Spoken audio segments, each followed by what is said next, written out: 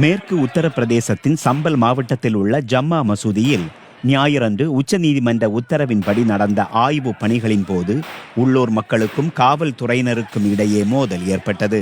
பகல் முழுவதும் இந்த மோதல் தொடர்ந்தாலும் மாலைக்குள் சம்பலின் தெருக்களில் அமைதி திரும்பியது.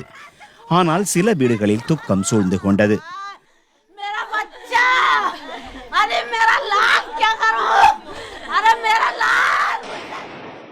சம்பலில் ஏற்பட்ட வன்முறையில் 4 பேர் இறந்ததாக காவல்துறையினர் தெரிவித்தனர்.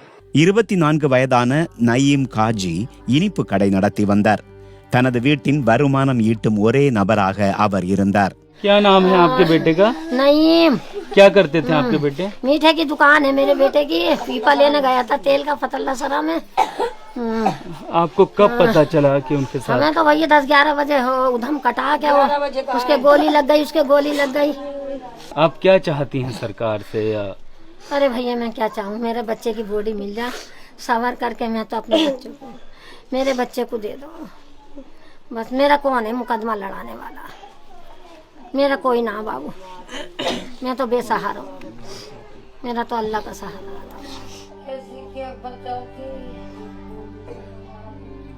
பழவண்டி வைத்திருக்கும் ஜனீஃப் தனது 22 வயது மகனான பிலாலை இந்த வன்முறை மோதலில் இழந்து விட்டார். பிலால் துணி வியாபாரம் செய்து வந்தார்.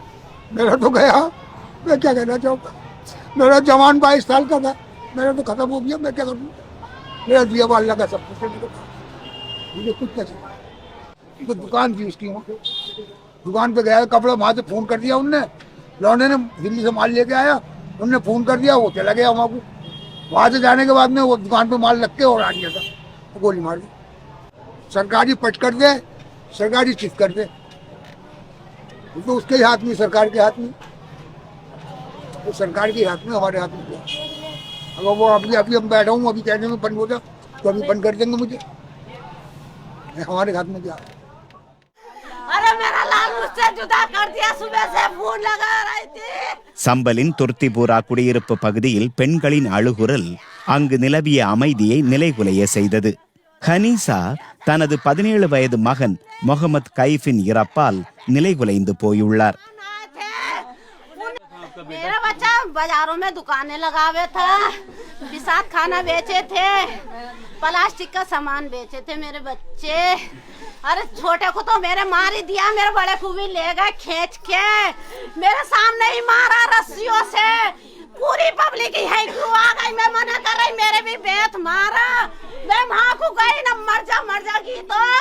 காவல்துறையினர் பிற்பகல் நேரத்தில் இவர்களின் வீட்டுக்கு வந்து பெரிய மகனை அழைத்து சென்றதாகவும் பொருட்களை அடித்து உடைத்ததாகவும் கைஃபின் உறவினர்கள் குற்றம் சாட்டுகின்றனர்.